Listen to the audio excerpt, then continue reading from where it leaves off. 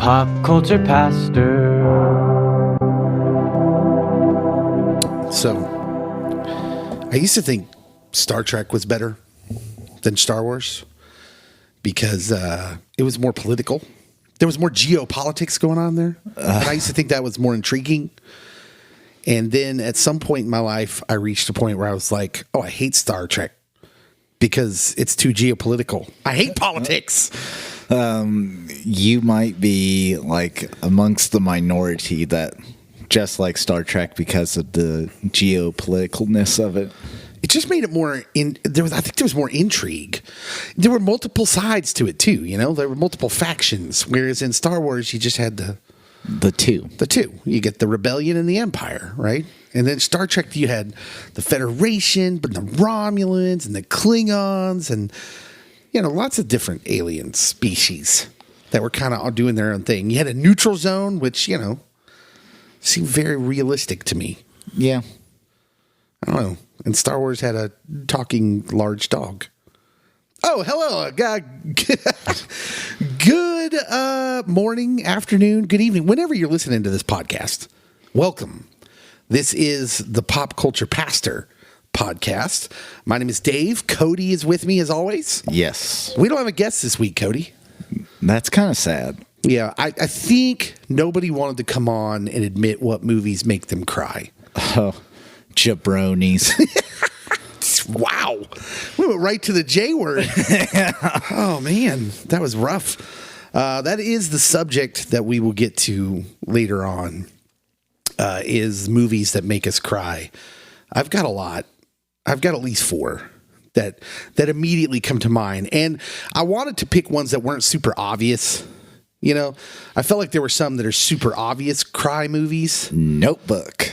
Are you serious? Not for me. Oh, okay. Like, I literally posed this question at work, and a person came up to me, one of my friends, and was like, The Notebook, I can't make it through it. Yeah. And I'm like, I really wanted to get a female for this podcast, this particular one. And I do think we would have heard The Notebook, because I don't think either you or I are going to bring up The Notebook. No. But because different things make girls and guys cry, I think. Anyways, that's what we're going to talk about later on. As always, though, here on the Pop Culture Podcast, we start off with just whatever's making news this week, pop culture news. In the last 48 hours, as we're recording this, Henry Cavill apparently did an interview. I'm reading this on Screen Rant. But he did an interview where he talks about, he's given people hope that he would still play Superman in the DCEU. And he talked about it. It was actually an interview with GQ. That's who it was with. And Cavill talked directly about the direction he would like to take Superman in after the events of Justice League, or Zack Snyder's Justice League, as it were.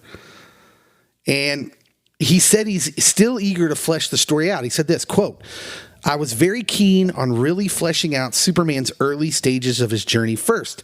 We had Man of Steel, then we went quite a bit darker with Batman versus Superman, and if he were to succumb to the anti-life equation and become bad Superman, I really wanted to make sure we saw the hero Superman and we saw the true symbol of hope, the beacon of light, before we went down the path of darkness and then redemption, and it's still something I'm very keen to flesh out. So, I took this as just a subtle little dig to the DCEU or Zack Snyder or whoever, that he thought the story was a little rushed, which, duh.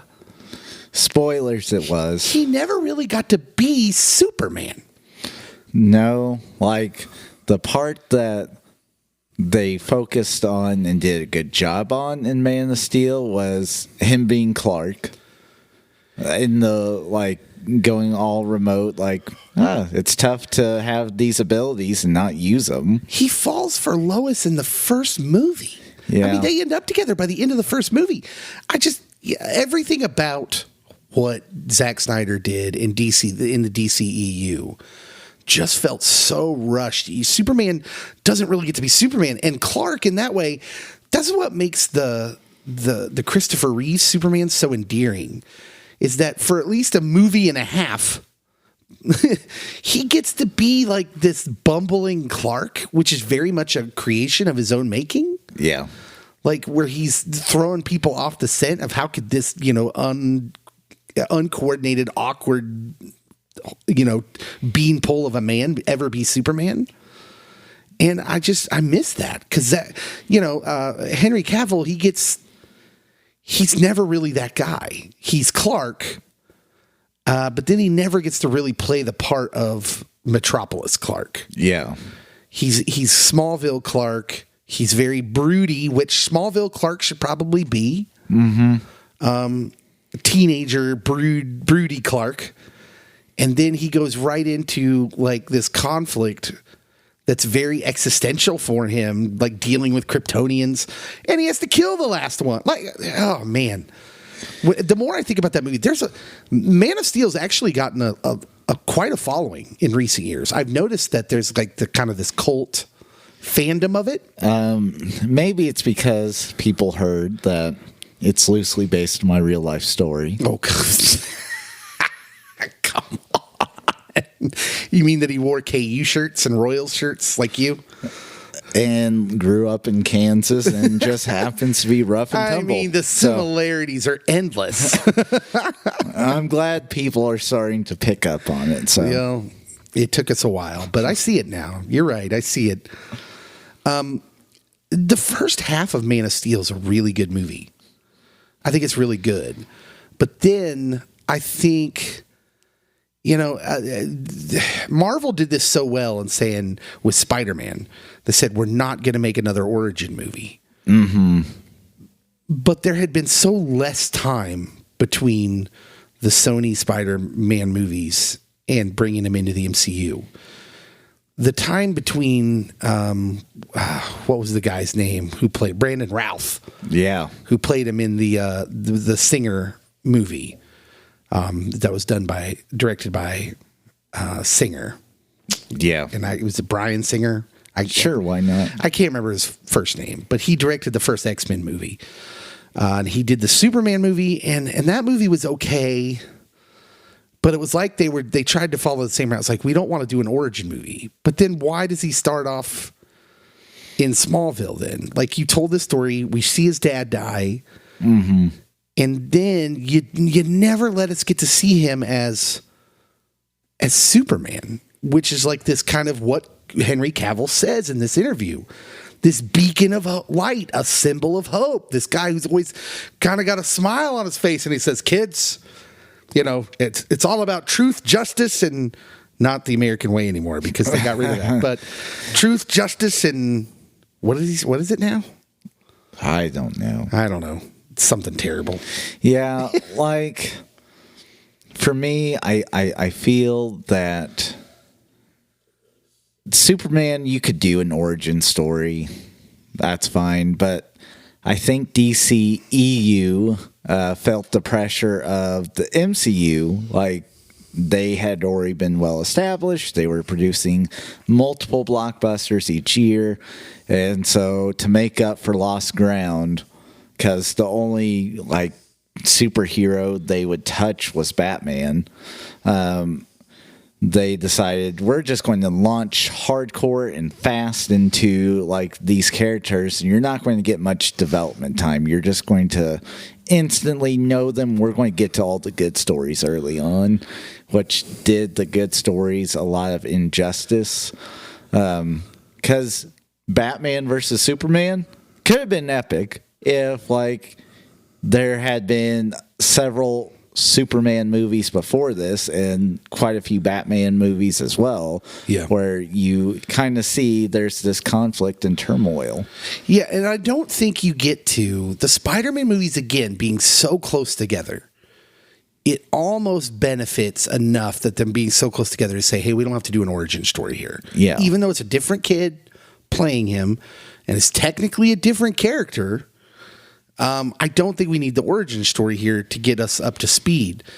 But the Superman movies, Brandon Routh's Superman is completely different from Henry Cavill's Superman. Oh, yeah. It's a different feel, and I just feel like, in order to be in with the character, We just needed more. We needed to fall in love with his version of Superman, and we don't even get that chance.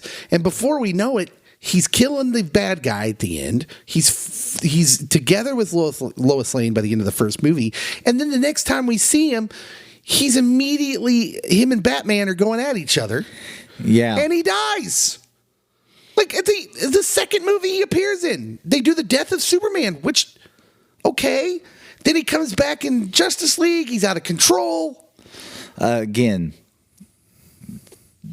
I feel they felt the pressure and were trying to make up for the lost ground. And they had all these stories, which are great stories. Yeah. But they did not do them justice. And the kicker is in the epilogue, what Henry Cavill's referring to, that in Zack Snyder's DCEU, he succumbs to the anti-life equation, whatever that is.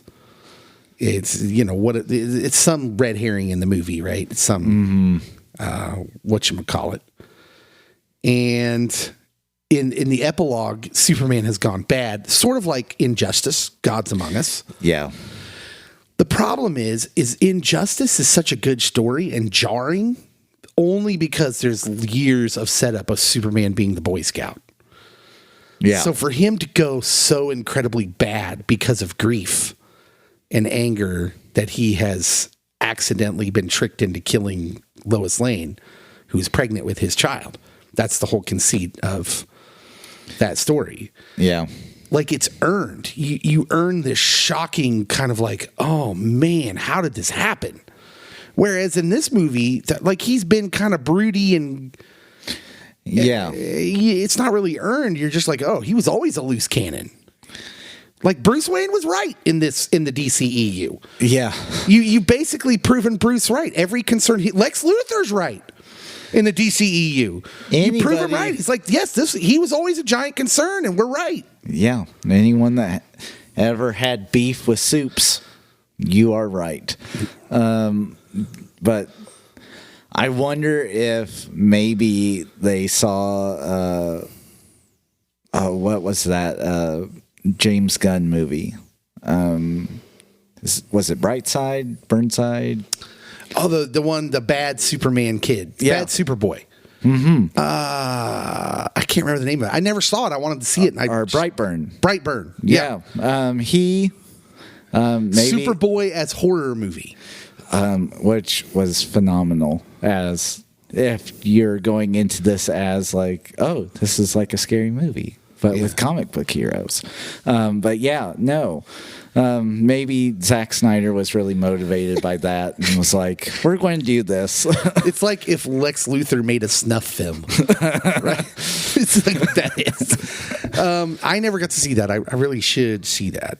The bottom line here is I love Henry Cavill. I think he's a great Superman. I don't think he was given much to work with, which is unfortunate. I don't think he got a chance to shine as the Superman. He was immediately put into this like moody, I got problems, Superman, And literally with the DCEU, they could have like built this franchise to this point and earned it. Mm-hmm. And it would be something so different than what Marvel is currently on trajectory for. I mean, think about if when they made Man of Steel, instead of General Zod, which is, it's too quick to go to a Kryptonian bad guy. Yeah. Like, you don't want to do anything with Kryptonians. Get him. We want to see him being the fish out of water for a while. He's dealing with Earthlings, but it's also, I think, too early for Lex Luthor. This is one way they could have improved on the Christopher Reeve movies. Make the bad guy in the Man of Steel like Brainiac or one of these other random enemies that Superman has. Brainiac would have been great. You can tease Lex Luthor being somewhere in the background, but not have him like come out and be the catalyst for the film. So Anyways, Cavill had that quote in it, and I just thought it was really interesting that he's saying like I think what we all thought, which is, man, there's a lot of good movie in Man of Steel. but it's not quite there. And then Justice League and all of that. And he's saying, I really wish I could have fleshed out, Beacon of Light, Mountain of Hope, Superman. Yeah, that would have been nice. Okay, next news item. Why do people keep asking these old directors what they think of superhero movies? Can we get to the bottom of that? I'm going to assume because their names carry so much weight.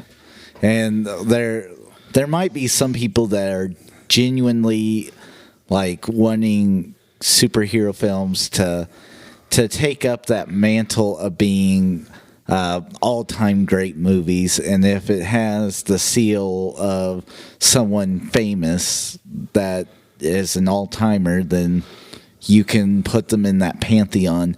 It's kind of like with literature, and you get like people that are all about the classical literature, and then you say Harry Potter is an all-time great series, and then they're like, how dare you? Who do you think you are? I am. Exactly. And so I think that's part of it. And then also there might be some people that are just like, I want to hear what old Marty's how he's going to crush him today. Yeah, I mean, I get annoyed with the people asking. Why do you keep asking? So the most recent one is Ridley Scott.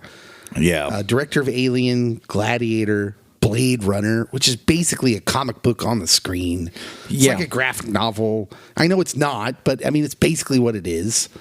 It's sci-fi. And someone asked Ridley Scott what he thought about the blockbuster superhero flicks. Clearly, when you say that, you're saying, what do you think about the MCU? What do you think about Marvel? Yeah. And he said this, quote, their scripts are not any explicative good. I narrowed it down to this, he said. Almost always the best films are driven by the characters. And we'll come to superheroes after this if you want, because I'll crush it. I'll explicative crush it. They're explicative boring as explicative. I mean, he went off on it. They're F word boring as S word. He then went on to list his own films as examples of great scripted superhero movies, despite them not really fitting into the genre. Alien, which Alien has made a lot of comic book appearances after those movies. Gladiator, which I would say is, it's kind of marketed as an action guy movie, but it's really not. Yeah. And Blade Runner, which we've already talked about. Ridley says they're superhero movies. So why don't the superhero movies have better stories? Sorry, I got off the rail, but I mean, come on. I mean, first of all, I couldn't disagree more with him. What was the movie he did most recently with the that was supposed to be like the prequel to the Alien movies about basically the creators of life in Aliens? That was a terrible movie. Yeah. It got all this hype and blah, blah, blah. Anyways, this happened about 7 to 10 days ago where he went off the deep end and just crushed superhero movies.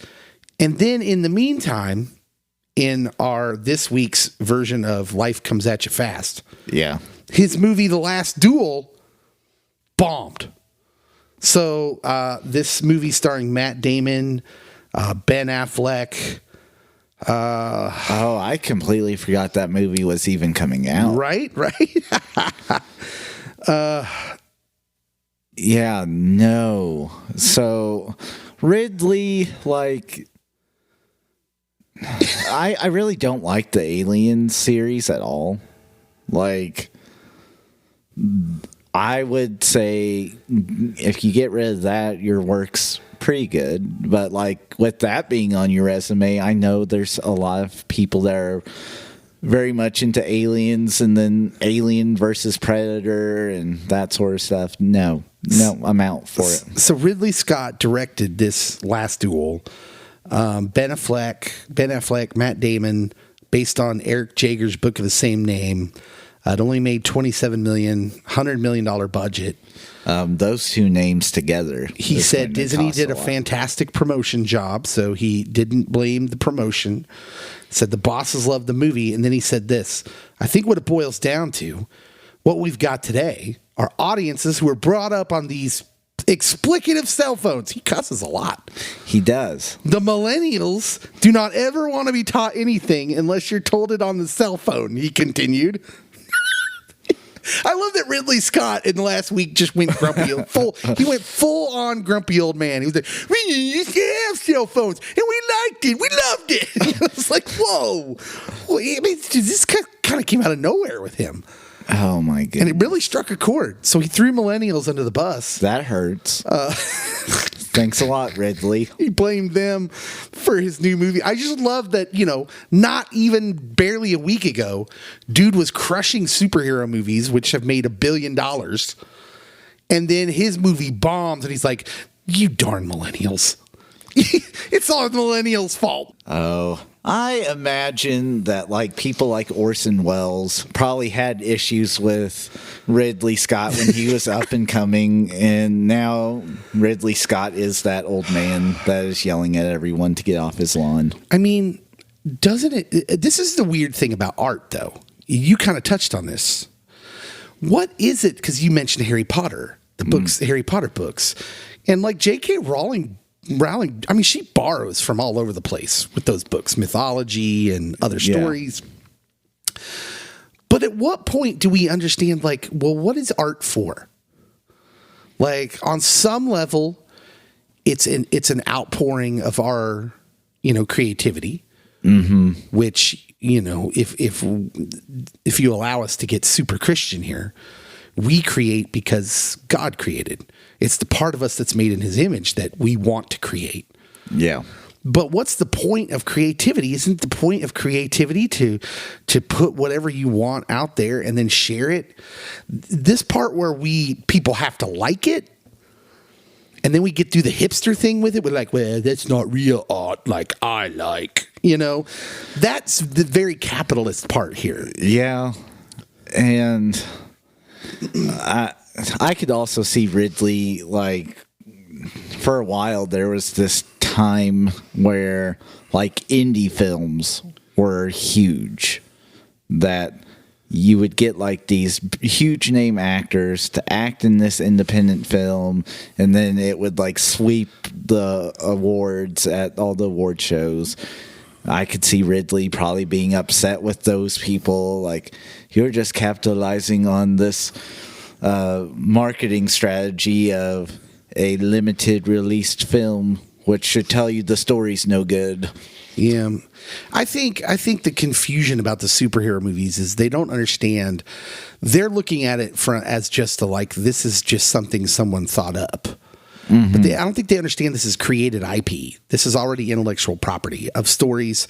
So we've talked about this before. The Marvel stories they're doing are just mainly stories from 20, 30 years ago in a lot of ways. I mean, a lot of these stories that they're turning into these movies are stories that have been in the comics when we were growing up.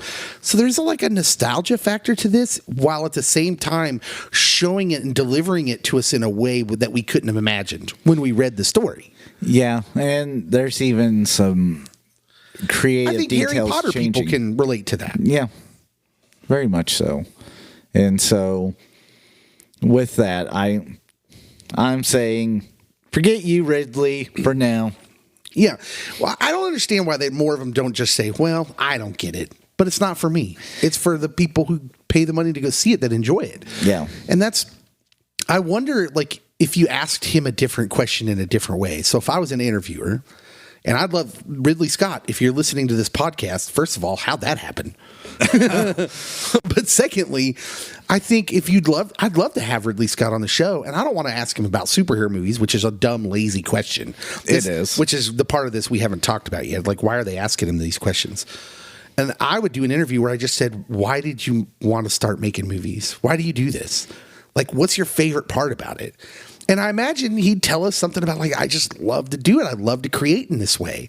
I love to do this sort of thing. And it's yeah, that's it, man. Yeah. It's weird that people keep asking these older, well established, huge name directors Ridley Scott, Martin Scorsese's one that they've asked this question to, and it's like, these guys don't make those films. Like, that's not their genre or their style or their target audience. Mm-hmm. And so, yeah, it makes little sense. Yeah. Let's talk about Spider-Man No Way Home. So it just seems like stuff's dropping left and right here. The only thing not dropping is any sign from the studio that Tobey Maguire and Andrew Garfield are actually in this movie, which at this point everyone knows they are. There's absolutely no chance they're not in this movie based on what we've seen. Like, yeah, they're in this movie. Clearly, other Spider-Man are in this movie. So that's the only thing. But everything else is dropping, including we've gotten a good look at all the villains, right?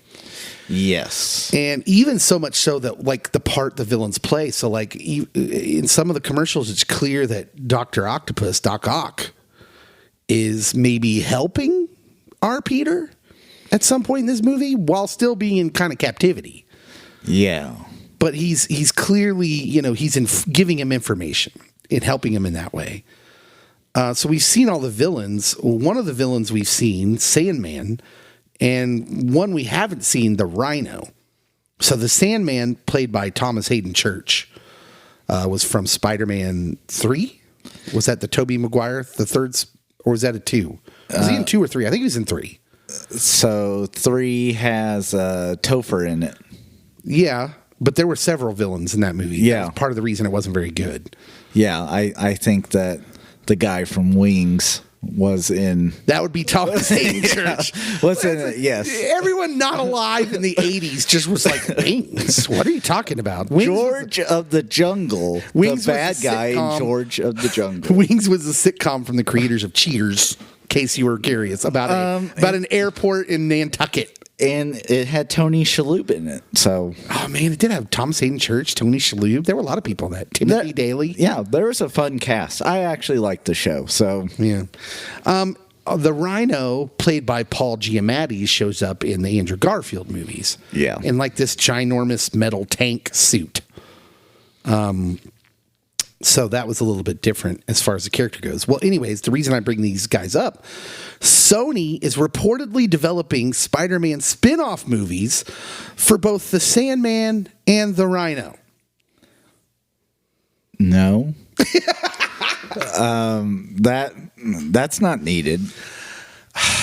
So let's have this conversation about Sony and Marvel's and Disney's team up here. Because for Marvel, it's great. We get Spider-Man. Yeah. We get him in the MCU. From the Sony side of it, like, this is what I think it looks like.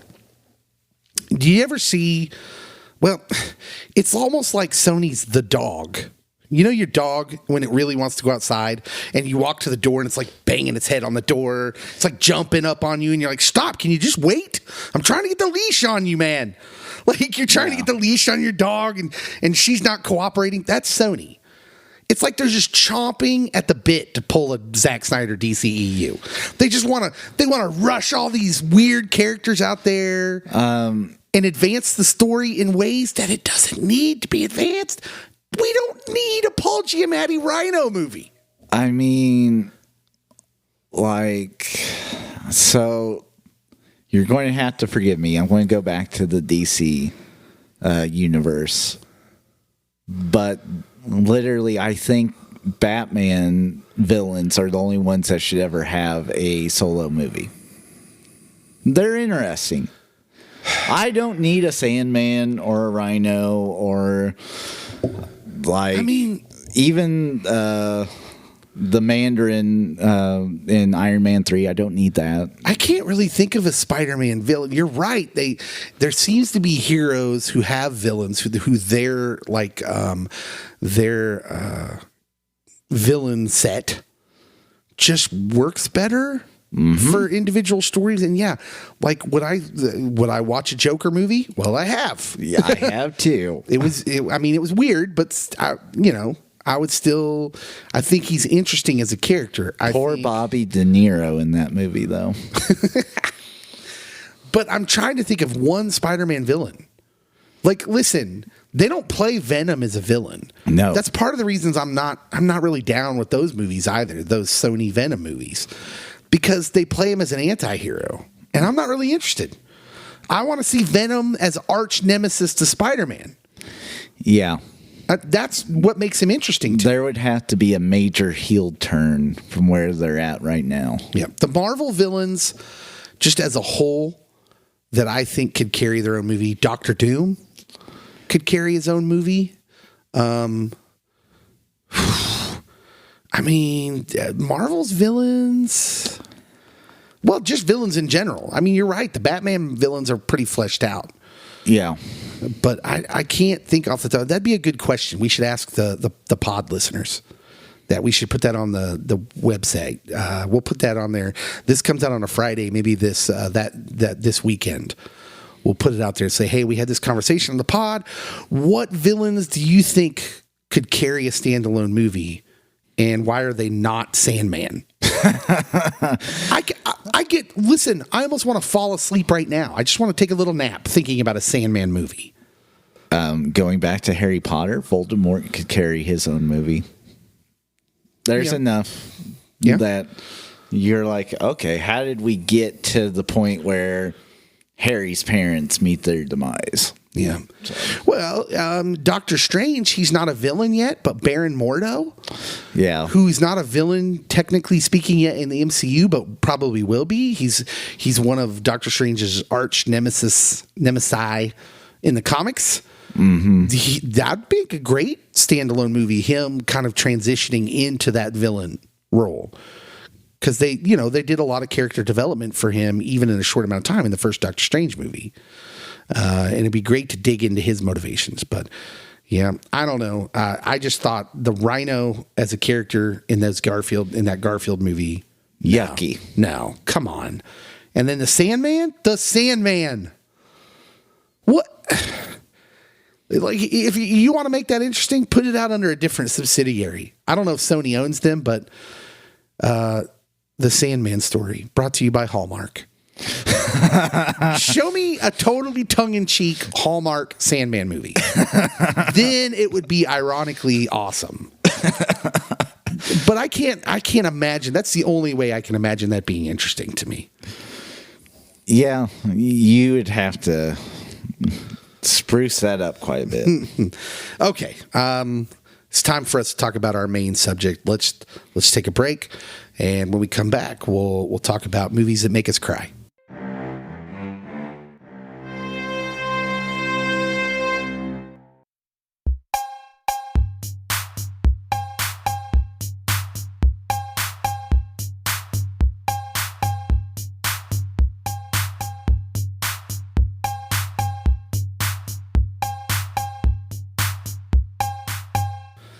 All right, we're back, Cody. Yep, that we are. We're back, and we're ready to discuss our main subject, which for today is movies that make us cry. We're about to get extremely open with people. Very vulnerable. Very vulnerable. I'm feeling a little uncomfortable because I'm about to really share what movies make me cry and probably get into the why I think that is. Yeah. First of all, can we just talk about, excuse me, can we just talk about how wonderful a medium movies are to be able to, I just preached a few Sundays back on our lack of empathy as a culture. In church, we talked about empathy and how important that is. Isn't it awesome that we have this vehicle of creation and entertainment that literally teaches us how to empathize? That's what we do. When a movie makes us cry, it's because we are empathizing with the characters. Yeah. And so this is a cool thing. I think this is awesome that we get to get into these, lose ourselves in these, these fake realities and practice what it means to empathize, what it means to put ourselves in someone else's shoes. Yeah, it's not something that we openly admit usually. And so I'm eager to hear your list because, mine is kind of limited in the movie realm, but TV shows, it opens up. Yeah, and I don't know. I don't have any off the top of my head for TV shows yet. Maybe one will come to me when you start thinking of yours. Maybe that'll spark me. But I want to allow space at the end to talk about the TV episodes too, because I'm sure there are some out there. Do you want me to go ahead and start? Yeah, sure. Okay. The first one that comes to my mind is the 1987 Spielberg movie Empire of the Sun. Oh, yeah. This is a war drama. It stars a young Christian Bale. This is like his big break. And he's a kid. And he plays Jamie Graham, a privileged English boy who's living in China when the Japanese invade and force all the foreigners into prison camps. Jamie is captured with an American sailor played by John Malkovich, who's wonderful in this movie, who looks out for him while they're in the camp together. Even though he is separated from his parents and in a hostile environment, Jamie maintains his dignity and youthful spirits, providing a beacon of hope for the others held captive with him. So, oh man, this only gets a 75% on Rotten Tomatoes, which kind of blows my mind because I think this is a wonderful movie. And those that have seen it, this came out on Christmas Day in 1987. And this World War II setting, it's a different setting too, because the main characters are British. They're in China, but Japanese invades. And this young boy gets separated from his parents in the chaos and gets captured and taken to basically internment camps. And we watch him over the course of the movie get Christian Bale doing Christian Bale things, even as a kid, right? He starts looking worn. He starts looking skinnier. I'd swear he starts looking skinnier in the movie. And as people get unhealthier, they're in these camps. And there's a particular scene in the movie now. Christian Bale's character, Jamie Graham, the kid, he's very much into airplanes. So he plays with these toy airplanes, and he knows what kind of airplanes they are, including the American fighter plane, which is the P-51, right? Mm-hmm. And in the whole movie, he's playing with this. And then at some point, he's in the camp, and there's a bombing raid. And there's fighting. There's these fighting planes fighting it out, dogfighting over the camp. And in the chaos and the explosions, Christian Bale's kid, the kid runs up to the roof of the hospital building where he's been helping. He's actually been helping the doctor. The doctor's kind of taking him under his wing in the camp. And he's running around the top of this building and he's shouting, P-51, Cadillac of the sky. He's super excited. Well, and the doctor gets concerned. He's like, where's Jim? Well, because they're dropping bombs and there's shooting going on. Mm-hmm. And they both realize he's on, all the people in there realize he's on the roof, and the doctor runs up there. There's explosions happening, and he's like, can I get to him? And he does. He gets to him, and he's not cooperating because he's so excited about seeing these American airplanes and the excitement from his face. And finally, the doctor shakes him. He just shakes him violently to try and get him out of this, kind of hyper excitement. And oh my goodness, Cody. You knew Christian Bale was going to be somebody in this moment because he shakes him and the excitement drains from his face while the chaos is still happening around him. His face goes flat and he looks into the doctor's eyes and he says, I can't remember what my mother looks like. And you're just, in that moment, I remember just losing it. Just absolutely. I think I saw this movie. So I'm 11 years old when this movie comes out. Single mom raised me, and in that moment, I just couldn't imagine what it would be like to be separated from your parents, your source of comfort. And in that moment, he had kind of he's in this dangerous situation, but he's so out of it, he doesn't even know it. And when he shook back to reality, he says the most real thing in that moment. And the fake excitement, the excitement that was distracting him goes away, and he says, I can't remember what my mother looked like. And in the middle of this chaos, all of a sudden the doctor forgets about getting him off the roof too and just holds him. Oh, such a good movie. Such a good movie. And that's not the only time you cry. He befriends a Japanese boy. from the other side of the fence, and something happens to him later in the movie. Some soldiers kill him when he was trying to give him some fruit.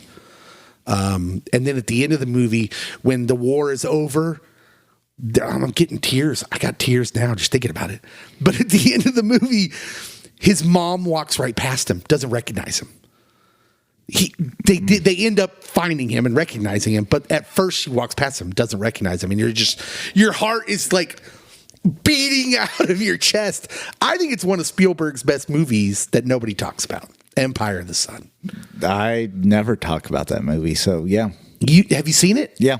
Oh, it's so good. I have probably only seen it through once, and then like just random clips. So, side note: John Malkovich is amazing in that movie as the American captive soldier that you're not sure you like or dislike. Is John Malkovich ever like not amazing? No, he's not. Wonderful actor, and in that movie, he's like peak John Malkovich, where whether he's good or bad is sort of amorphous, right? Yeah, he's very human in that way. Like in the movie Of Mice and Men, phenomenal with Gary Sinise, but when he dies, that's kind of sad. I'm not going to cry over that one though. Mm-hmm.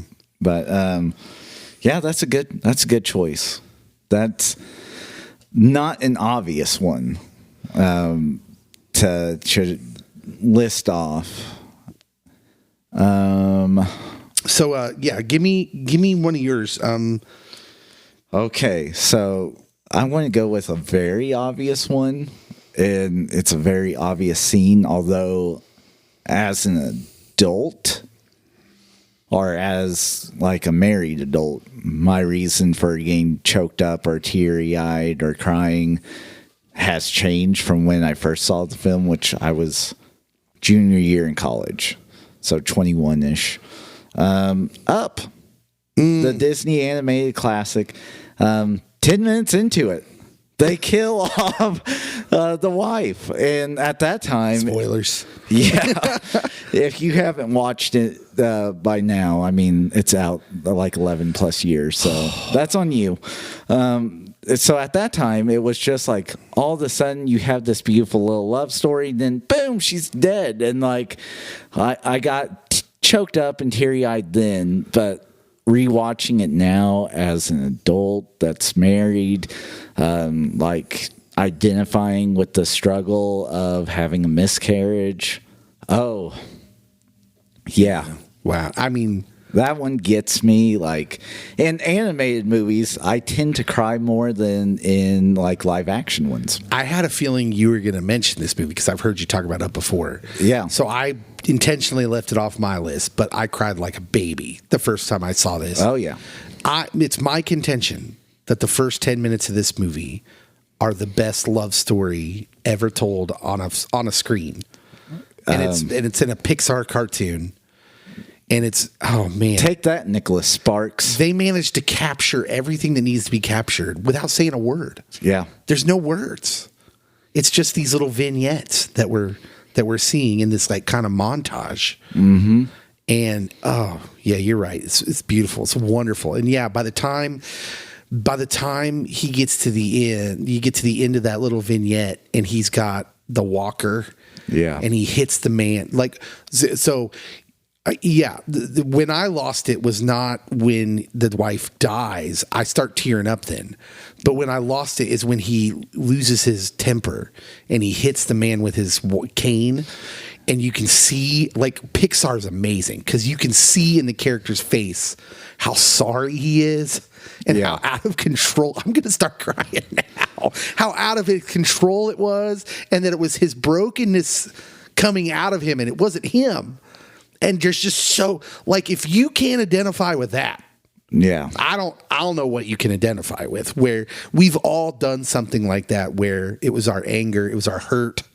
And we were acting out of that, and it wasn't us, and the sadness that comes along with, like, I don't want people to think that's me. Mm-hmm. Oh, that moment in that movie. And everything's built on that first 10 minutes. The friendship between him and the boy. Yeah, and, like, later on in the movie, I get like choked up with Doug the dog. Doug the dog, best character in a Pixar movie, ever. And I don't want to hear it. Yeah, that's a great one. So yeah, that one's on my list. And then like I have two more that like I wouldn't like go into great detail about, so they'll be like at the end. Okay. Okay. The next one I want to talk about. Well, we can alternate. Yeah. Yeah, and it doesn't matter if we don't have a lot to say about it. We can just say, hey, this is what made me cry. Into the Wild. Oh, that's a great one. Christopher McCandless, played by Emil Hirsch, son of wealthy parents, graduates from Emory University as a top student and athlete. However, instead of embarking on a prestigious and profitable career, he chooses to give his savings to charity, rid himself of his possessions, and set out on a journey to the Alaskan wilderness. 83% on Rotten Tomatoes. That should be higher. Directed by Sean Penn. Yeah, absolutely. Should be higher than that. I want to be like, what critic did not like this movie? This was an amazing movie. Bonus point, amazing soundtrack. Oh, yeah. Done completely by Eddie Vedder from Pearl Jam. Yeah. I still have this soundtrack, and I listen to it often. It's absolutely wonderful. Now, it won a lot of awards. Got nominated for a lot of awards. Let me just look at the Academy Awards here. One of the nominations was to Best Supporting Actor, Hal Holbrook. Now, Hal Holbrook was an older gentleman. Yeah. At this time, older actor. And I can't remember. Let me click on him because I don't believe he's alive. I think he passed away. Oh, wow. Died earlier this year, January 23rd, 2021. Was born in 1925. 96 years old. And this dude in this movie, so like he, on his way to Alaska, he has all these like adventures where he's like, it's a real weird, it's a really well done movie in that it sets up like the reason he's giving away all his possessions is because he's so fed up with society and in a way kind of fed up with humanity, right? He doesn't want this. And then the whole time he's trying to escape to Alaska on this mission, he's confronted with the best of humanity, right? And it's not because they're great people. Like he runs into Vince Vaughn, who's not, I mean, he's not a super great guy, but he's great to him. Yeah. Like there's a friendship. He just comes across all these friendships. And the final one is Hal Holbrook's character, whose name is Ron Franz in the movie. And in this movie, he stays with him for a little while and he becomes like a father figure for him, which is important because it's made clear in the movie that Christopher does not have a good relationship with his parents or his dad, that they wanted him to go into this like kind of cookie cutter world that he despised. Right. Mm-hmm. And there's this scene where he's dropping him off basically to continue his journey out into the wild. And Hal Holbrook is making like his last ditch effort to say, let me just, I got to find it. I got to find the quote because I'm sure the quote's on IMDb. It's should be. Oh man, it's so good. Should be the first quote, to be honest. Yeah, it's just hang with me for a second because I want to find. So this is based on a true story. Yes. So it's based on a book written about this guy. Yeah. And like the movie even has a young Kristen Stewart in it. And at that time I'm like, she's a good actress. And then Twilight and then she's in this movie too. I'm not going to blame her acting for why Twilight wasn't good. So right. Okay, so here's the scene. He's got him in the truck. He's about to drop him off. He's about to leave him. He's saying goodbye. And Hal Holbrook's character says, I'm going to miss you when you go. And Christopher says, I'll miss you too, but you're wrong if you think the joy of life comes principally from the joy of human relationships. So see, this whole time he's been trying to convince him, don't do this. Don't isolate yourself. He said, God's place is all around us. It is in everything and anything we can experience. People just need to change the way they look at things. So that's Christopher speaking. Yeah. And then Ron says this, who's Hal Holbrook's character. Yeah, I'm going to take stock of that. You know I am. I want to tell you something. From bits and pieces of what you've told me about your family, your mom and your dad, and I know you have problems with the church too, but there's some kind of bigger thing that we can all appreciate. And it sounds to me you don't mind calling it God. But when you forgive, you love. And when you love, God's light shines through you. And at some point in this speech, he says, I could be a dad to you. Oh. Yeah. Oh, Cody. Oh. Younger Dave absolutely lost it in that scene as well. Yeah. And I was not saved when I saw this movie, but that whole answer he gives, first of all, yeah, that's it, bro. Like, Christopher, that's not it. You don't understand. The meaning of life is this connection we have with people, other people, how we're intrinsically connected. And that if we intentionally isolate ourselves, that's not good for us. And, oh, man, Hal Holbrook deserved to win the Oscar that year, and I'm a little upset he didn't. I almost want to know who he lost to that year. Let's just look it up. Hal Holbrook was nominated for Best Supporting Actor at the 80th Academy Awards, and it was won by... Better not be some jabroni. Oh, man, that's tough. Javier Bardem for No Country for Old Men. Oh, yeah, that came out at the same time. Yeah, and it's weird to think of him as not the main character, but he wasn't. It was Brolin. Yeah, Josh Brolin is kind of the main character of that movie. So Javier Bardem, oh man, I still would have given. I remember the problem being that in not No Country for Old Men, but in Into the Wild, Hal Holbrook is only on the screen for, I mean, we're talking 10 minutes. I was going to say 10 or 15 at most. But in that 10 minutes, I fell in love with his character. I was like, you can be my dad. I was like, wow, it was so good. And I don't know how they judge. I know I've heard before that in those supporting categories, they get kind of, some people would get marked off sometimes for not appearing in all that much of the movie. Oh, yeah. But sometimes they'll win. I mean, there have been some that have won where I remember them saying that they only appeared in like 6 minutes of total movie. Well, if you steal the movie, which, I mean, he definitely took up like a big interest for me. So yeah, it's Into the Wild, so good. Cried like a baby, as one should. What's the next one for you? So, like, I'm going to preface this with, like, my wife is overly emotional. And so sometimes her emotions add to the emotion of the movie, although I usually don't cry. And so this one, I'm going to say I got choked up on. I didn't have tears just streaming down my face. Imitation Game. The Imitation Game starring Benedict Cumberbatch. Oh, okay. And Keira Knightley. Yeah. Yeah, that was a really good movie. This was about the code guy, right? Yeah, based on another real-life story, which I find that real-life stories tend to have more emotion, and it's a lot easier to relate to be empathetic with. But yeah, 1939, British intelligence agency MI6 recruits a Cambridge mathematician, Alan Turing, who is played by Benedict, and to crack the Nazis' Enigma machine.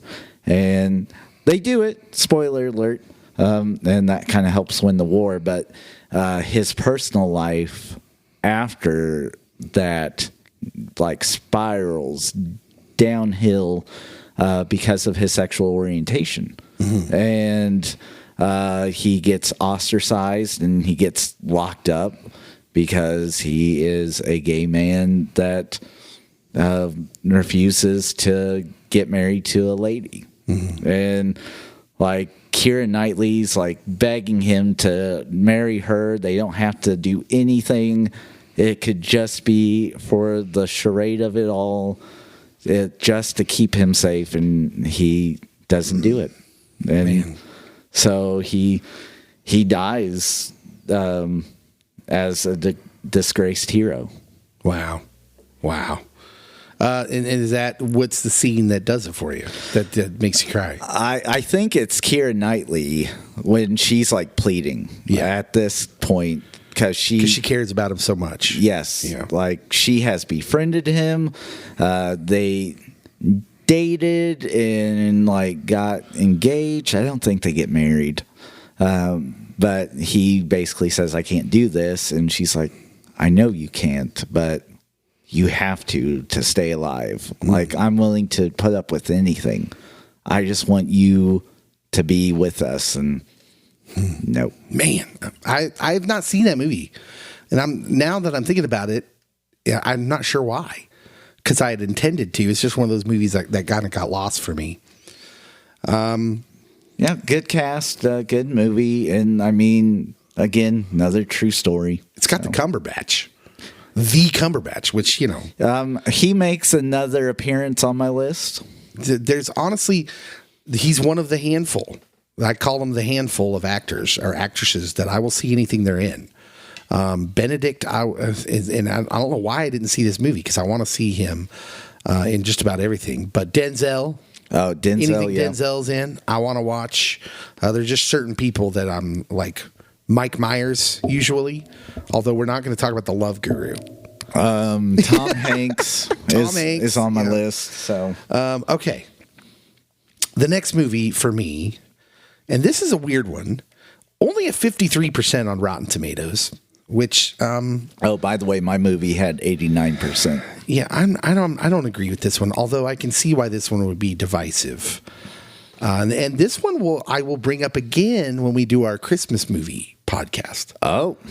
Because I contend that it is a Christmas movie. It's a movie called The Family Man. Oh, I thought you were going to say Die Hard. No, that one does not make me cry. But The Family Man, starring Nick Cage and Téa Leoni, Don Cheadle's in this movie, Jeremy Piven.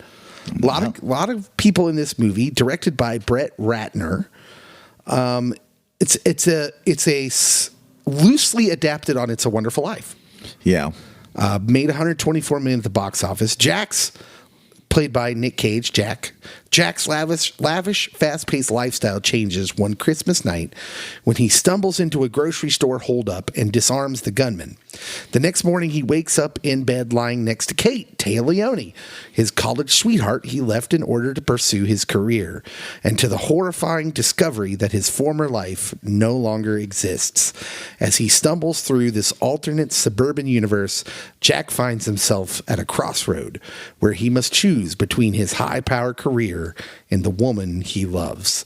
Although, I don't know that I agree with the premise of that last line, because it's not just the woman. He falls in love with his kids. That's what's so sweet about this story. This is Don Cheadle's character who's supposed to be like, he never refers to himself as an angel, but clearly he's an angel. He gives him this glimpse. It's this glimpse into the way his life could have been, right? And it happens on a Christmas Eve night, and he wakes up on Christmas morning in this alternate universe where he's not like a high-powered Wall Street guy who's making millions. He's struggling, working at his father-in-law's tire store. As one does. And his biggest thing he hangs his hat on is he's amazing bowler. He carries his bowling team, which that doesn't happen. There's hilarious scenes as he's like completely out of place, right? Yeah. I found this movie to be wonderful, and I don't know if it just hit me. So when this movie comes out in 2000, this hits me at the age of 24. And I really fell in love with it over the next couple years after it came out, 25, 26. This is really a phase in my life where, man, I had a lot going for me as far as like I was in shape. I was playing basketball a lot. Like I mean, I was able to attract women. I went out on dates, but I was really looking for something more. Mm-hmm. Like, I didn't want to be alone. I wanted to find someone that I could like really share my life with. And I remember feeling lonely a lot in my mid-20s. And so this movie, when it comes out about this guy who has this amazing life, like, so we talk about this a lot on our radio show, Cody, where there are things we try to fill in this emptiness in our heart with. Yeah. All the luxuries of the world, and none of them satisfy.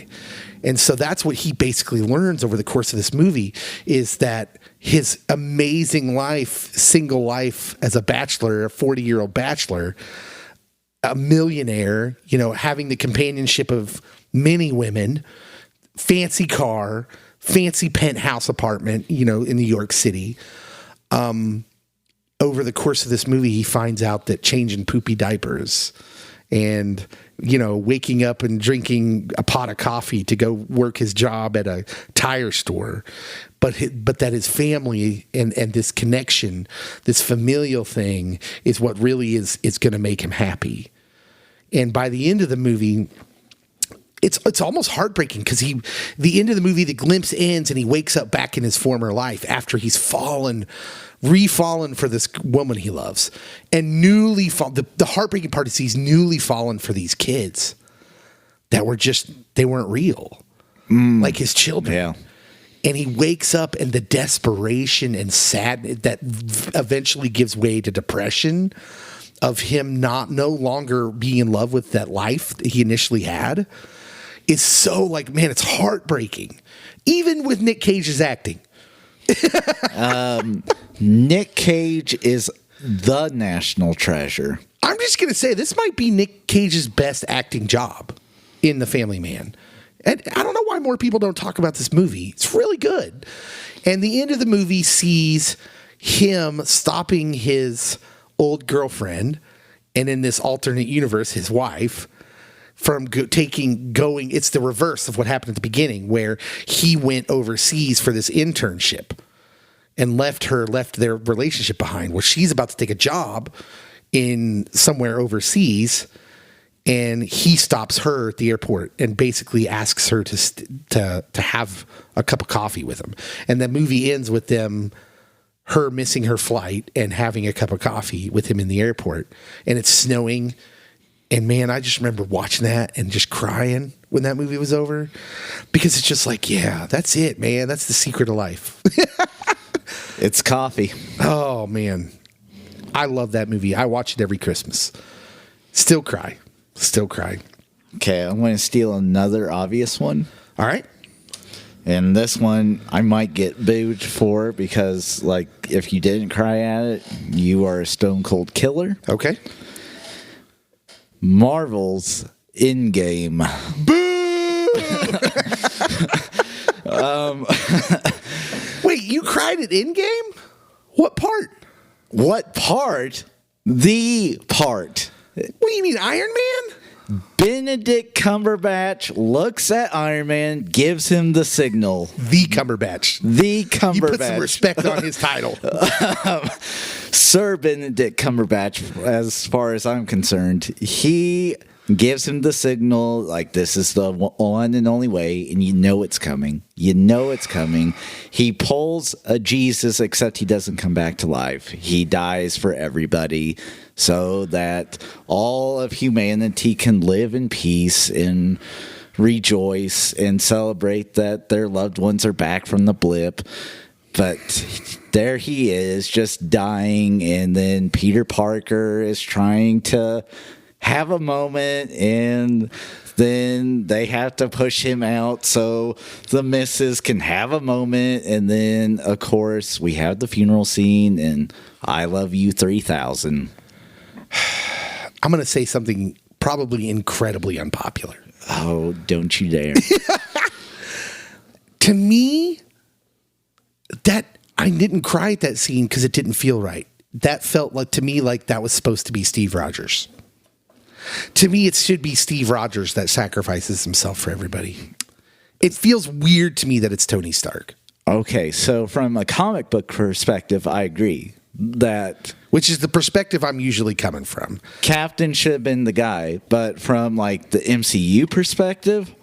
Iron Man's the one that starts it all. And I understand that. And he's there from beginning to end. I agree. And like they build up such a great storyline of, I just want to be a family man. That's what it's all about for me, is just my family. Mm-hmm. And then we come to a place where for his family to continue, he has to die. I actually cried. I did not cry at that scene, but I did cry in Infinity War when he holds Peter as Peter is saying, I don't want to go. I don't want to go. Yeah. That to me brought tears to my eyes. But yeah, I didn't have it. I'm sorry. I don't know. Something just didn't work for me. I even got like teary eyed as the man next to me was like loudly sobbing. That's no joke. There were people in the theater. I remember that. So I saw Endgame probably 3 or 4 times in the theater, and I think at every showing I could hear people sobbing in that part. I saw it at least twice, and every time someone was loudly sobbing. You go kick rocks, Ridley Scott. Now I'm going to throw out a weird one, and it's not mine, and so I won't spend a lot of time on it. It's my wife's. And this was like the weirdest moment I've seen someone cry at, but it was Deadpool. It was during Deadpool. She cried during Deadpool. I'm gonna write down the number of a therapist here. I'm just kidding. I mean, I'm just kidding, Leah. The love story that was built in Deadpool, and like with what's her name? Yeah, what's her name? Monica. That's the actress's name. Monica Burine. I don't remember. Yeah, I can't remember. Because I've seen Deadpool a couple times, but it's not like, oh, I'm going to rewatch this today. And so, yeah, if we have my wife on, you'll have to ask about Deadpool. All right. Interesting. Okay. My last one, and this is the obvious one for any dude. Oh. I think this is the ultimate guy cry movie. And especially anyone with daddy issues. That movie is Field of Dreams. Oh, okay. So when you first started off, I was like, if he says Armageddon, no, I'm walking out. Although if the name of this episode was movies I'm embarrassed to say made me cry, Armageddon's definitely on that list. I can't lie. The first time not in repeat viewings, but the first time I saw Armageddon, where Ben Affleck is like, "No, I love you," as Bruce Willis is sacrificing himself. That made me cry like a baby. Okay. I just admitted that in the podcast, but only the first time I saw it. No, Field of Dreams. Well, let's do what we do. 87% on Rotten Tomatoes, which means 13% of critics don't have a soul. Iowa farmer Ray, played by Kevin Costner, hears a mysterious voice one night in his cornfield saying, if you build it, he will come. He feels the need to act. Despite taunts of lunacy, Ray builds a baseball diamond on his land, supported by his wife Annie, played by Amy Madigan. Afterward, the ghosts of great players start emerging from the crops to play ball, led by shoeless Joe Jackson.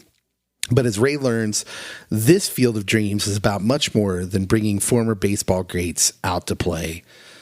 And we learn that, the whole movie is this mystery. Basically, there's mystical things happening. Dead baseball players playing baseball in a cornfield, and that they can see them, right? Yeah. For most of the movie, no one else can see them, and he's getting these cryptic messages from a voice, right? If you build it, he will come. Go the distance. Ease his pain. And the whole movie, he's trying to put it together. He does all this, and finally, they were playing another team, and you understand through the course of the movie that Kevin Costner's character Ray had serious issues with his father. Like, they didn't talk after a certain amount of time, and he passes away at some point without them having spoken much. And Shoeless Joe, who's kind of another of the main characters. He's the first ghost to show up. Kind of points him towards this catcher who takes off his mask and reveals himself to be a young father. He's Ray's father, but younger. He's the ghost of Ray's father, essentially. And in this wonderful moment, the movie plays this so well. In this wonderful moment, Kevin Costner thinks he's putting it together. He says, "Go the distance, ease his pain," and he says, "It was you." Most looking at his father, and then the camera pans back to Shoeless Joe, and he says, "No, Ray, it was you." And you're just like, and even then, immediately you're like, "Oh, I feel it. I feel the waterwork." I told myself, keep him in. I told myself I wasn't going to cry. And you think you're going to be successful because he starts talking to his dad. It's kind of awkward. And he's like, "This is my home." And he's like, "Oh, is this heaven?" Like, "No, it's Iowa." Blah. It gets cutesy, and you're like, "Okay, I'm not going to cry." And then his dad says, "I got to go," and he starts walking away. And then it happens. "Dad, do you want to have a catch?" Oh, yeah. All the water. That is one of those scenes where it doesn't matter if I haven't watched the movie. I could just be turning channels back when we had channels to turn and catch the last 10 minutes of that movie, and I'll bawl like a baby every time. Every time. Every time, Cody. I mean, serious, like sobbing, crying. Beautiful. I think it's a beautiful movie. Beautiful story. That's a good one. Yeah. Okay. The ultimate guy cry movie. I defy anyone who has any issues with their fathers. Anyone who has any, I wish I would have done more of this with my dad. Or especially when you don't have that time anymore. Oh, man, that's a hard movie. That's a hard one to watch. Like Kevin Costner, like him in roles where he's either the dad or he's the son. Like, he has a certain charisma about him that it's like, okay. He's a great everyman. Yeah. Like, no, Clark, don't save me. I don't buy him as much when he's like alpha male guy, like he is in Yellowstone, right? Where he's like this alpha male dude. He's not as interesting to me in those roles. It's when he's Ray Kinsella. I just find him way more interesting as an everyman. He captures it for me. I don't know. Yeah. He's good. Yeah. Okay. So do you have another movie, or did you have a couple TV episodes you wanted to throw out at me? Okay. So I'll just throw out a movie that, like, in theaters, not on repeat showing, but in theaters, that got me choked up, which was Toy Story 3. 98% on Rotten Tomatoes when they're on the conveyor belt to be incinerated. Like, they had built up like so much connection with the previous two movies, and that movie, I was like, oh, you can't do this to me, Disney Pixar. They didn't. Thank goodness. So I didn't cry at that movie, but savage. I'll tell you why. There's a hole in my pop culture fandom. The late 90s. I kind of have a hole in my pop culture fandom where I was so involved in other things in my life. Like, I was really into being in shape, kind of obsessive about it. I went to the gym a lot, and I didn't watch a lot of movies and TV at that time. And so I didn't get in on the first couple Toy Stories. And then by the time I saw them, I wasn't really invested in those characters. I thought it was funny. I liked Toy Story. Thought it was a great movie, but I just wasn't invested in them. So when I saw Toy Story 3, I was just like, eh. No. Yeah. Sorry. I know that disappoints some people. I was older. It just hit me at a weird age. Where for you, for you, it would have been like, yeah, that's your wheelhouse of formative emotional movies. Right? Yeah. So, yeah, that happened. So TV shows, I do have several, but to start off, I'm going to go with a TV series that it had a couple episodes that made me cry, but this one in particular, and if you watch the series, you for sure cried at this episode. Mm-hmm. It is the TV show Scrubs, and it's when Brendan Fraser dies. because he is Dr. Cox's brother-in-law and just super nice, just a sweetheart. And then this death kind of comes out of the blue. There's a lot of sentimental things that happen in it. Dr. Cox cries, which never shows emotion like that. He is man's man, calls the lesser men by girls' names, and but no, this episode, when Scrubs decides to be more of a drama and have those teary-eyed moments, it nails it perfectly. Because most of the time you're like, oh, this is a fun, kind of goofy show. But no, it is Yeah, that again, episode. So late 90s, early aughts. That hits me in my I got a pop culture gap there. So I never really watched Scrubs. Oh. Sorry. 83% on Rotten Tomatoes, in case you're wondering. Bill Lawrence makes great shows. I'm going to give him that. So I don't know who that is.